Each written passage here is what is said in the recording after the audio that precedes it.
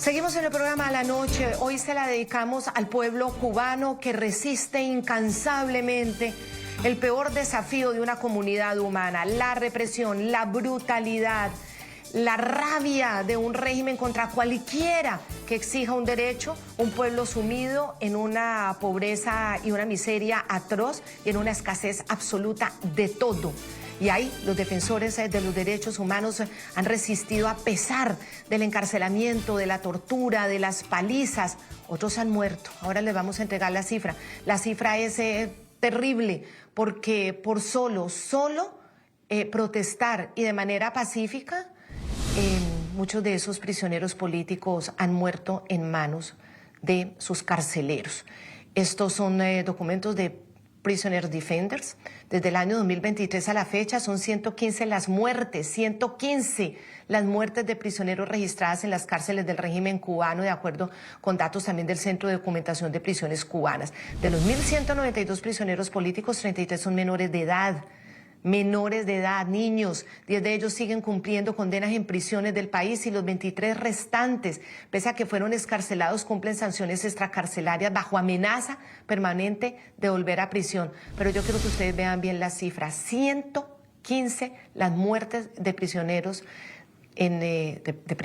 pero que están arbitrariamente detenidos, prisioneros de conciencia desde el 2023. Es una barbaridad, esto no lo aguanta ningún país. En democracia eso sería un escándalo brutal. Seguimos hablando con José Daniel Ferrer, ese maravilloso y muy valiente dirigente opositor de la tiranía cubana. El día 16 de enero, José Daniel recobró su libertad después de 3 años y medio de esa prisión terrible e infame. Sacado de esa cárcel de máxima seguridad de Mar Verde, en Cuba, como parte de un grupo de presos políticos de la dictadura, después de que Joe Biden decidiera, el entonces presidente de los Estados Unidos, sacar a Cuba de la lista de países patrocinadores del terrorismo. Miren ustedes este aparte de la entrevista que nos concedió ese mismo día, recordando algunas de esas declaraciones, porque son muy valientes, para que usted también me acompañe a repasar eso que nos dijo, porque yo creo que es una de las frases y de las reflexiones imperdibles del 2025, que dejan lecciones a todos. Toda esa indignación, todo ese sentimiento frente a un régimen que no se merece nada diferente a ser considerado régimen criminal. Miren ustedes. Sí, estoy en estos momentos mejor que en días pasados. Por ejemplo, el dolor de las lesiones en el brazo derecho, producto de los últimos golpes que me dieron en la prisión de Mar Verde en el pasado mes de noviembre, ha remitido un poco, es decir, se ha aliviado un poco, pero sigue afectándome. Otros problemas que tienen que ver con asuntos gastrointestinales están por ver. Tendré que hacerme un chequeo si encuentro dónde y con quién hacérmelo, porque la situación de la salud en Cuba cada vez es más crítica y peligrosa.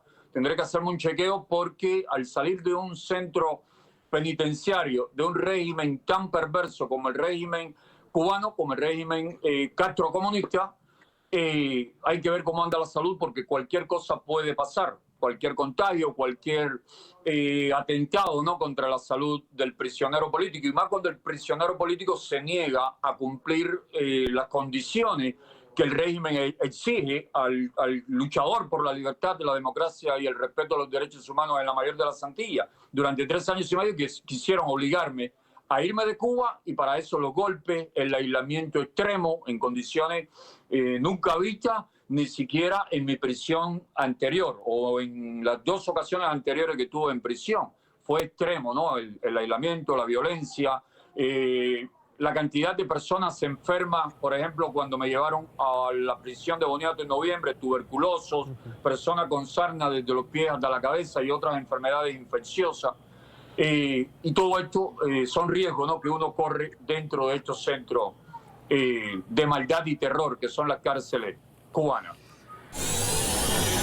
Ellos, en su afán de sacarle el mayor provecho a toda acción que emprenden, como esta de liberar 553 presos, ellos aspiran a más, ellos aspiran a aplausos, a reconocimiento, pero no se le puede aplaudir ni se le puede reconocer porque hoy liberan 553 y dentro de 3 meses encarcelan 5.000 más, incluyendo a muchos de los que acabamos de salir. Y entonces dentro de 3 años lo vuelven a liberar a 500, a 200, a lo que sean, como regalo al Papa que esté en el Vaticano en ese momento y a alguna administración demócrata si tendríamos alguna en el momento en que nuevamente vuelva a ocurrir algo similar. Esto ocurrió en el 2010, esto ocurrió en el 2015, esto ahora ocurre y esto es el juego macabro que la tiranía siempre quiere poner en movimiento. Agradezcan a la tiranía por liberar a 553 hombres que nunca debieron estar en prisión. Yo no siento la más mínima gratitud hacia ningún proceso, como dije hace 2 años en un documento, en un audio que publiqué desde Mar Verde, antes que me incomunicaran por completo, prefiero morir en prisión a deber mi liberación a una negociación indigna y que termine beneficiando no solamente al opresor de mi pueblo, sino a quien más ha hecho para que opriman a los venezolanos, a los nicaragüenses, a los colombianos, a los argentinos y a todo pueblo del continente y de otras latitudes. José Daniel, a mí, por ejemplo, en ese momento me sorprendió mucho esa valentía suya porque usted estaba en la isla, recién liberado, después de haber soportado que lo cogieran a palo y casi muerto, lo trasladaran a un hospital, usted casi pierde la vida, estaba muy adolorido, pero usted decía, a mí de verdad no me sirve que yo haya salido porque un gobierno amigo en Estados Unidos decidió decirle al régimen cubano que no era tan malo. ¿Usted dónde saca toda esa valentía que nos deja de ejemplo en este 2025? Es una combinación de factores, una cuestión de honor, dignidad, es una cuestión también de el ejemplo que han dado otros, ¿no? Una vez, hace ya muchos años, me leí un libro sobre cartas escritas en la prisión en Polonia, cuando el régimen comunista polaco, y las cartas, el autor era el intelectual polaco disidente Adam Michnik. Y Michnik, en una ocasión, escribió una carta magistral al ministro del Interior de la Polonia comunista, porque este también le proponía que le sacaban de la prisión si se iba al exilio, si se iba a Francia.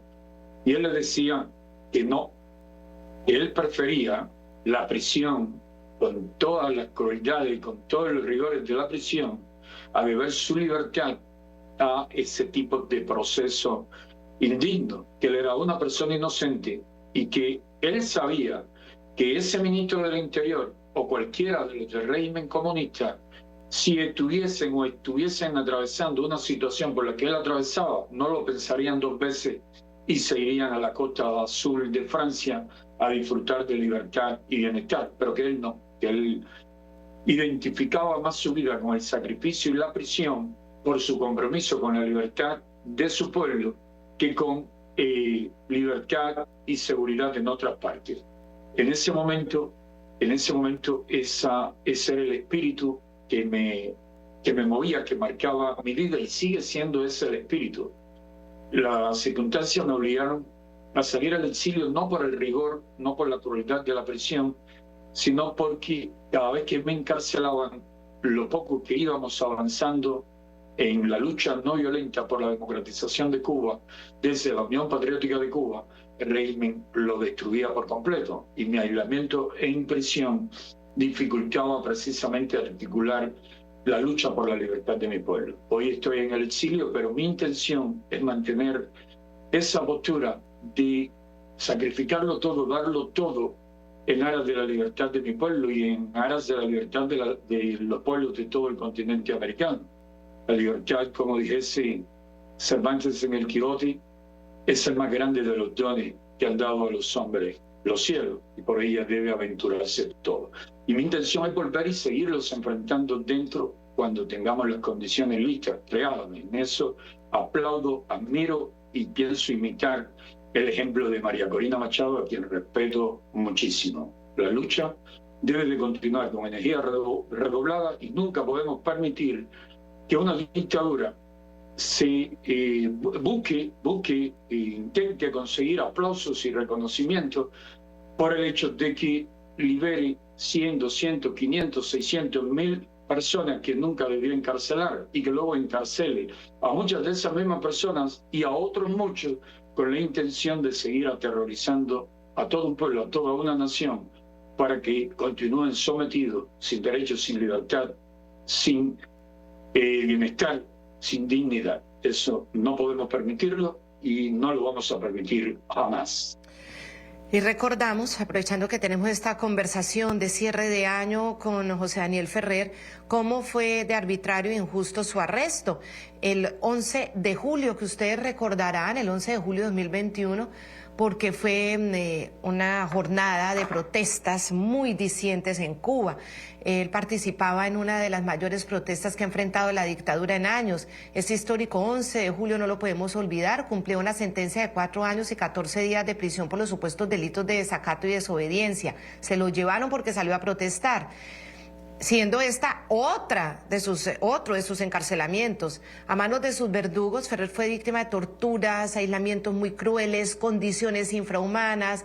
Aquí en el programa de la noche, la esposa de José Daniel, Nelva, ella tuvo una comunicación con nosotros, denunció esa brutal golpiza que recibió cuando se negó a ser trasladado a la cárcel de Boniato. Como él se negó a bajarse del carro, bajarse del transporte que le llevaron, en el medio que le llevaron, le tiraron según lo que me decía, encima de algo que estaba lleno de piedras, y así mismo le alzaron sin importarle que tenía el brazo que estaba con mucho dolor, que estaba sangrando para colmo. Así mismo le estuvieron arrastrando hasta que le llevaron hacia allí. Sí, mi esposa fue siempre y ha sido siempre no solamente mi esposa, sino una hermana de causa, de lucha muy comprometida, muy firme, muy valiente, y ha recibido muchísimos golpes en 8 años de lucha, más de 8 años de lucha que lleva junto a mí. Ha sido incansable y nunca se ha rendido tampoco. Mi familia en Cuba y también en los Estados Unidos siempre han estado todos muy comprometidos con la causa a favor de la libertad y la democracia de Cuba, y su compromiso y su solidaridad conmigo y con todos los presos políticos siempre ha sido de vanguardia, siempre ha sido echado, ¿no? En primer lugar, en sus acciones, en sus proyecciones diarias, constantes. Y eso de verdad que me ha hecho sentir siempre muy orgulloso de mi familia, como también lo estoy de muchos hermanos de lucha que siguen enfrentando la tiranía dentro, allá en nuestra tierra, y de otros que desde el exilio trabajan muchas horas al día, llegan a sus hogares cansados, extenuados, y de inmediato están en las redes sociales compartiendo, opinando, hablando, defendiendo, solidarizándose o consiguiendo recursos, medicina, algún dinero, algún producto de aseo para hacerlo llegar a esos presos políticos que enfrentan hambre extrema, enfermedades infecciosas, que corren riesgo de contraer tuberculosis, que a menudo padecen sarna y otras enfermedades de la piel, que reciben golpizas, torturas físicas y psicológicas, y que el régimen trata de acabarlos, destruirlos, quebrarlos por completo para que se rindan, para que abandonen su compromiso con la lucha por la libertad, con la lucha por un futuro mejor para nuestra nación. Pero no se rinden, ahí siguen resistiendo, y eso nos anima a no desmayar, no desfallecer nunca. Sí, José Daniel, es que las familias también sufren. Fueron menos de 15 días después de haber recobrado su libertad en enero de 2025, cuando fue citado por la policía política del régimen para que se presentara ante los tribunales, y la dictadura pretendía notificarle condiciones que tendría que cumplir, al igual que otros exprisioneros políticos, bajo la amenaza de ser regresados a la cárcel. Usted, José Daniel, se rehusó a comparecer al considerar que era una amenaza para que abandonara su activismo político, y ante el claro chantaje de la dictadura, que incluía no dar declaraciones públicas, es decir, callarlo, la imposición de no realizar actividades calificadas como contrarrevolucionarias. Claro, silenciarlo. José Daniel Ferrer así denunció nuevamente el asedio del régimen aún estando en libertad. Primeramente me dejaron claro que cualquier tipo de activismo me llevaría nuevamente a prisión. Luego la emprendieron contra todo el que me visita, ya fuesen activistas o personas vulnerables, personas que viven en la calle, que necesitan un plato de comida, atención médica, algún medicamento, y vienen acá, siempre han venido acá en busca de ese apoyo. A todo el que ha venido acá le han dicho, al salir, le han detenido al doblar las esquinas, ya sea de la parte baja o de la parte alta acá del barrio, y le han dicho, a casa de José Daniel no puedes ir, si vuelve por segunda vez te vamos a encarcelar. Es decir, tratar de aislarme y de evitar que retomemos nuestro activismo social a favor de las personas vulnerables. Luego ya vinieron el pasado lunes con una citación para que me presentase ante un juez de ejecución y me advirtieron que de no ir tomarían medidas en mi contra. Y a quienes sí fueron a esas citaciones le dejaron claro que no pueden ofrecer declaraciones a la prensa extranjera ni a ningún medio que el régimen considere hostil, que no pueden hacer declaraciones ni publicaciones en las redes sociales, que no pueden realizar ningún tipo de activismo, que no pueden salir de su pueblo, de su ciudad o provincia, y que tienen que trabajar, tienen que buscarse un empleo donde ocuparles al menos 8 horas al día para restarle cualquier tipo de tiempo de energías para el activismo político o social. Todos estos mensajes de entereza, lo que le queremos dejar a nuestros televidentes, la entereza de un cubano que defiende a su gente. Finalmente la dictadura criminal de Miguel Díaz-Canel cumplió sus amenazas y el 28 de abril de 2025 le revocó la libertad a José Daniel Ferrer. Ustedes ya han estado oyéndolo cómo hablaba. Obvio, eso al régimen pues no lo puede soportar el régimen. El líder democrático fue recapturado de manera arbitraria en la sede de la Unión Patriótica de Cuba, esa fundación, esa ONG, ese activismo permanente donde están los defensores de derechos humanos. También fueron arrestados varios integrantes de su familia, colaboradores que fueron excarcelados posteriormente. Y luego de pasar otros 6 meses de opresión y tortura en las mazmorras de la dictadura cubana, José Daniel Ferrer fue excarcelado y enviado al exilio forzado. Según el régimen, la salida de Ferrer hacia Estados Unidos se obedeció a una solicitud formal de la administración Trump y de la aceptación expresa del activista. A su llegada a Miami el 13 de octubre de 2025, José Daniel habló también en exclusiva con NTN 24 y prometió que desde el exilio continuará su lucha por la libertad de Cuba. Y es lo que nos sigue diciendo aquí en el programa. Vamos a hacer otra pausa para volver con él y mandar este importantísimo mensaje de Año Nuevo, de esperanza para un pueblo que lo necesita. Ya regresamos.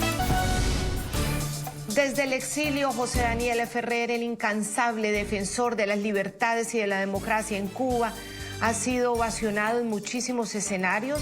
El secretario de Estado de los Estados Unidos, Marco Rubio, lo ha calificado como uno de los hombres más valientes, ha recibido un sinnúmero de premios muy importantes.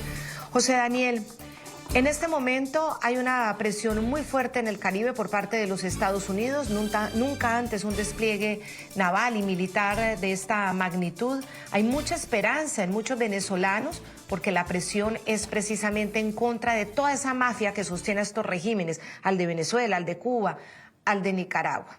Frente a esta esperanza que hay, muchos creen que ya está pasando mucho tiempo, empiezan también a sentir que quizá los están dejando solos. ¿Qué puede decirles ustedes desde el exterior a todas esas personas que están bajo esa opresión y que seguramente en los próximos días o meses van a encontrar una oportunidad?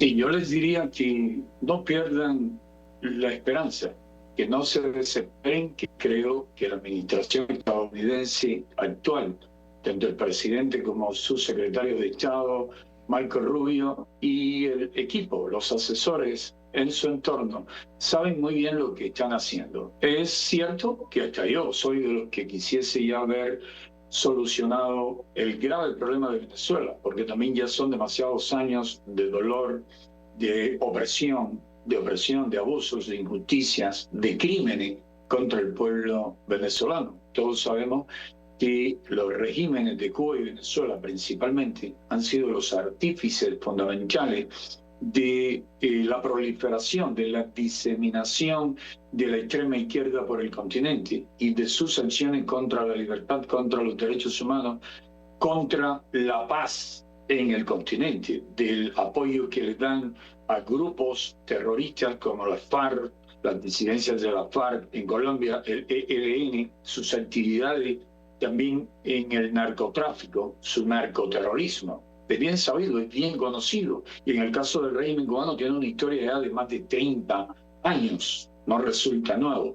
Pero estoy seguro que Estados Unidos está dando los pasos concretos, correctos, necesarios.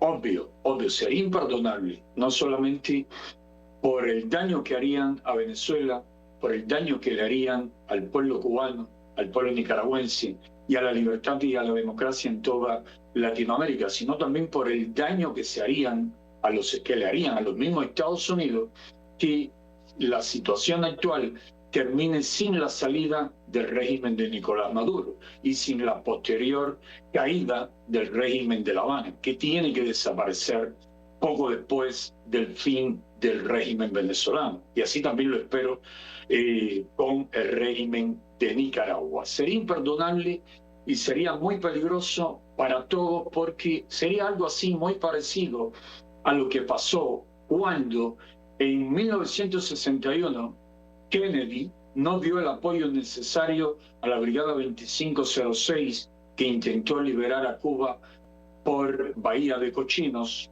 los abandonó, los dejó a su suerte y luego eso lo que hizo fue, vamos a aumentar las ambiciones y la soberbia del régimen castrista, que terminó llevando a Cuba misiles nucleares y con el apoyo soviético, con el apoyo del imperialismo soviético, con el apoyo del Kremlin, terminaron convirtiendo a Cuba en una avanzada del comunismo, no solamente por toda Latinoamérica, promoviendo guerrillas por todas partes, sino también en África y hasta en Asia. Si el régimen de Venezuela no cae y toda esta presión queda en nada, cosa que estoy seguro no va a ocurrir, el régimen de Venezuela, aun cuando ha hundido a esa hermana nación en la más profunda pobreza, terminaría fortalecido ideológicamente, darían un salto del profundo autoritarismo que ahora tienen al totalitarismo, al estilo Cuba en los 60, y con las armas de los rusos, de los chinos, de los iraníes y hasta de los norcoreanos, serían el mayor peligro para la libertad en todas las Américas, como ya Cuba una vez lo fue y sigue siéndolo, porque el régimen de La Habana es, sin dudas, la matriz del mal. Así que paciencia, que los días de estos regímenes, estoy totalmente seguro, ya están contados.